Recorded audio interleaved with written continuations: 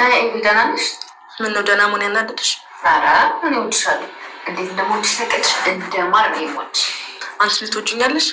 ደግሞ ልንገርሽ እንዳንቺ እዚህ ምድር ላይ የሚጠላኝ ሰው የለም። ኧረ ተሳስተሽን ዝና የሚባል ሰው አለ። ይኸውልሽ በጣም ነው የምፈራው። ህይወቴ እንደሱ የምፈራው የምጠላው ሰው የለም። ሲጀመር እሱ ሰው አይደለም። በልጅነታችን አባ ቆሪት ወይም ደግሞ አባ ደብሌ እየተባለ የሚጠራው ሰው። አስታውቂኝ እስኪ።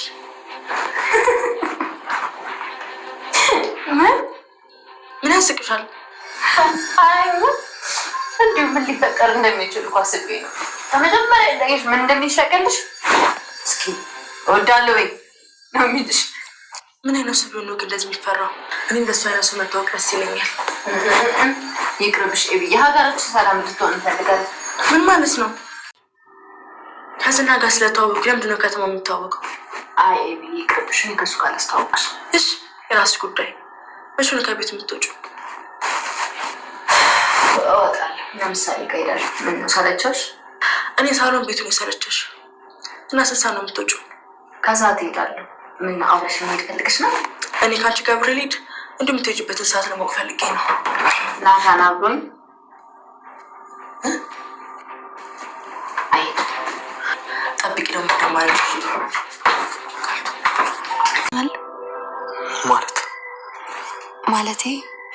ማለቴ ከልብ ታፈቅረኛል? አዎ ከልቤ ነው የማፈቅርሽ።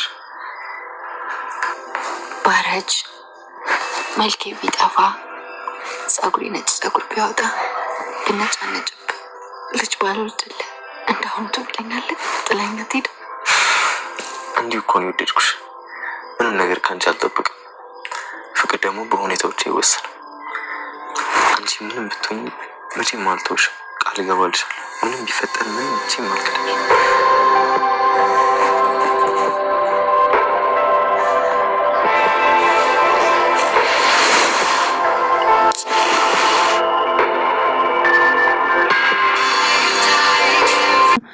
እሷን ብቻ ነው ማግባት የምፈልገው እስከ መጨረሻ ብሎ ናታን ለደረጀ ለመናገር ወሰነ ማለት ነው።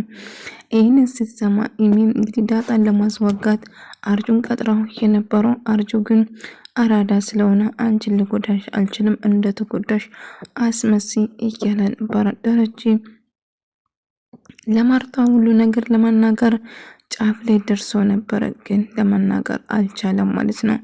ከብዶት ነገሩን ቅልል አድርጎ ለመናገር ሞክሮ ነበር። ነገር ግን አፉ ላይ ደርሶ እየመለሰ ነው። ለማርታ ዳጣ ልጅ እንደሆነች እና እሷ ላይ አንድ ቀን እንደማገጠ አንድ ቀን ሳውን ሁለት ቀን እንደማገጠ ለመናገር ነበር። ሁለተኛ ግን በጭራሽ ምንም የሚያስታውሰው ነገር አልነበረም። ግን ዳጣን የተፈጠረውን ያውቃል ማለት ነው። ኢሚ ምሳሌን ዳጣ እናንተ ጋር ነው የተወለደችው፣ እዛ ነው ያደገችው ብላ ስለ አባቷ ማን እንደሆነ እየጠየቀቻት እያጣራቻት ነበር ማለት ነው። ምሳሌ ግን መናገር ከብዷት ነበር እና ስትጨናንቃት እያለ ዳጣ ድንገት ትመጣለች። ልክ ስትመጣም ቆይ ምን ተፈጥሮ ነው እያለቻት ነበር።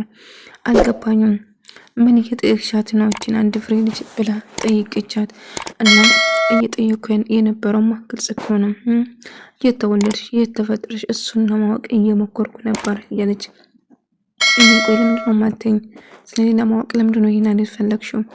ችግርሽ ምንድነው ከኔ ጋር በማለት ትላታለች። ከአንቺ ጋር ምንም ችግር የለውም እና አንቺና ሰላም እዚህ ቤት በጭራሽ እንድትኖሩ አልፈልግም፣ እውነቱን ማወቅ ስላለብኝ ነው እያለቻት ነበር።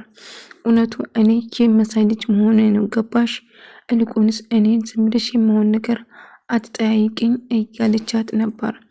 እንግዲህ እውነቱን እስካቅ ድረስ መቼ ማርፌ እንደማልቀመጥ ትነግራታለች። ምትስ ስለመጣች ውሃ በጣም ደስ ብሏት ነበር፣ ምክንያቱም አልነበረችም። እልቁንስ ስትወጪ ንገሪኝ ብላ እያለቻት ነበር። ቆይ እኔ መውጣት ለምንድነው ይሄን ያልፈለግሽ ብላ ተጠራጥራ ነበር።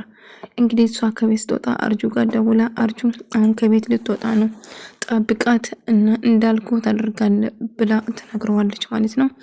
እሱም በሀሳቧ ይስማማል። ምክንያቱም ይህንን ካደረግ ከአንተ ጋር ሆናለሁ እና ወደ ብላ ስላሳመነች ቆይ ችግርሽ ምንድነው ከኔ ናታ ጋር እንድርቅናና እኔና ናታ ምንም ማላችን ምንም የተፈጠረ ነገር የለም ስትነበር እሱን እኔ ለማታለል እንዳትሞክሪ እያለቻት ነበር። እና ስልክ እየደወለች አርጁ አሁን ከቤት እየወጣች ነው፣ ዳጣ ጠብቀ ያልኩን ነገር አድርገው፣ ያልኩን ነገር የማታረጉ ከሆነ ግን መቼም ዞር ብላ አታይኝ አላይህም፣ ወይም ደግሞ አተኝ ደግማ አይኔ ልታይኝ እንዳትሞክር፣ አሁን ያልኩትን ዳጣ ላይ ከፈጸምክ በኋላ ያኔ ደግመ ልታይኝ ትችላለህ እያለችው ነበር። ነገር ግን አርጁም አሳብ ግባሽ ከዛ ማታ እንገናኛለን ስትለው ነበር።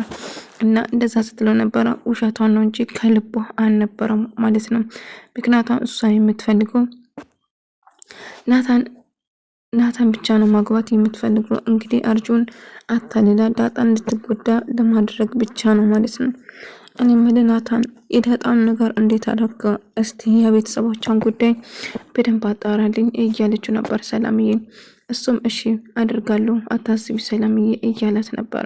ግን ለምንድነው ስለሷ ይሄናል በጣም ጉጉት አድሮብሻል፣ ችግሩ ምንድነው ብሎ ስጠይቃት አይ ናታን ምንም ችግር የለውም ብቻ ስለሷ ማወቅ ስለምፈልግ ብቻ ነው አለችው ማለት ነው።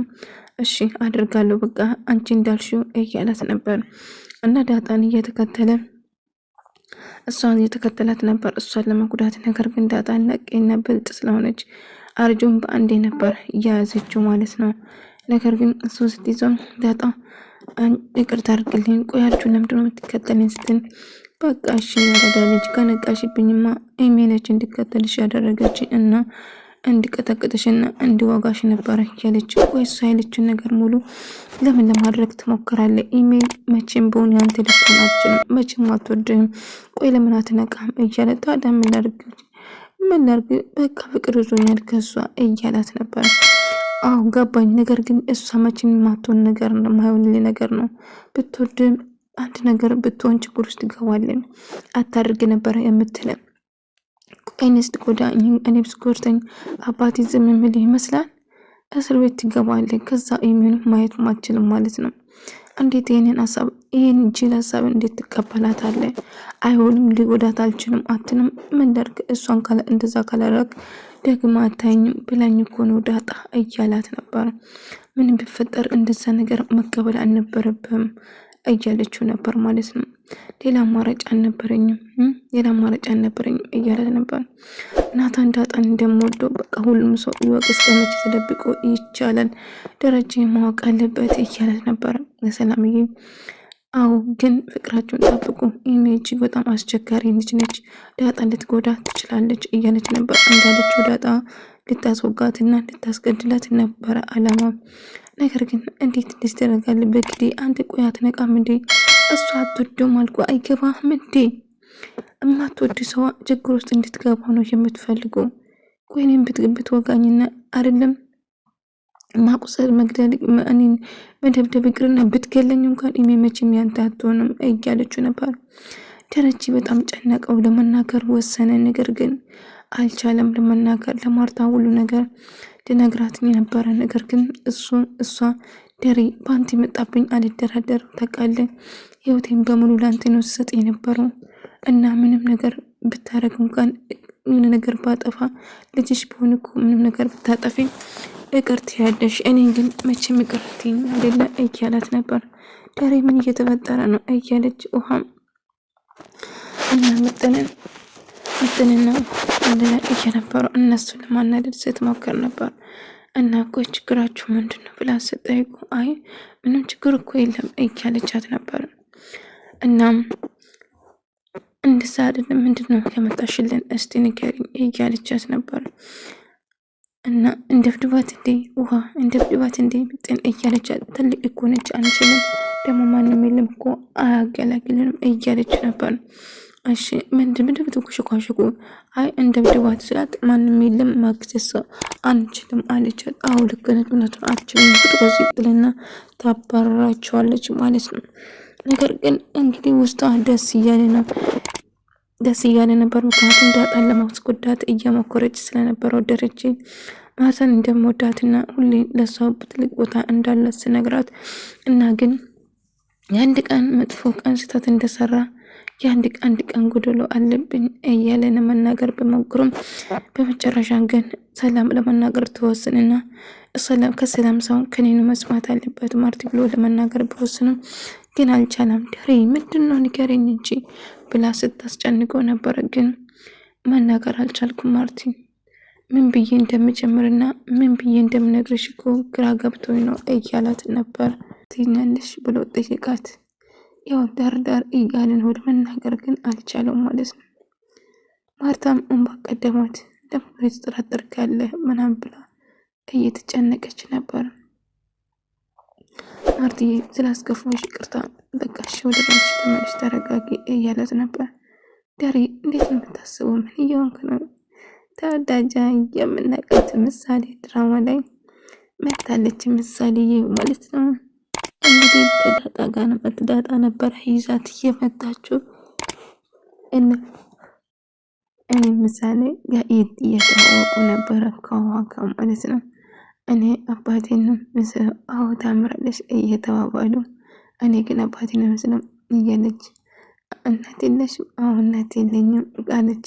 አንስናለሁ እያለቻት ነበር ውሃ እና በዛ አጋጣሚ እንግዲህ የዳጣን ነገር ለማወቅ በጣም ስለጓጓቸው ምሳሌን እየጠየቀቻት ነበር። ናታና ዳጣ ደስ የሚል ምሽት አብረው እያሳለፉ ነበር። ደስ የሚል መናፈሻ ውስጥ ቁጭ ብሎ አንድ ላይ እያወሩ ነበር። ነገር ግን ይመስለኛል ማርታና ደረጀ ሲመለሱ ዳጣና ናታን አንድ ላይ ያያሉ ማለት ነው። ታውቂያለሽ ዳጣ አንድ ነገር ጠይቃለሁ ብላ ጠየቀችው እና እንደምትወድ እየጠየቀችው ነበር ናታን። እሱም እንደሚወዳትና እጅግ በጣም እንደሚወዳትና እንደማፍቅራት እየነገራት ነበረ ማለት ነው። ባህራች በጠቆር ጸጉር ብሸብት በቃ ሁሉ ነገር ቢሆን አጠላኝም አይደለም ብላ ጠየቀች። ምሳሌ ዳጣ እናንተ ቤት መኖር ጀመረችው መቼ ነው ብላ ጠየቀች።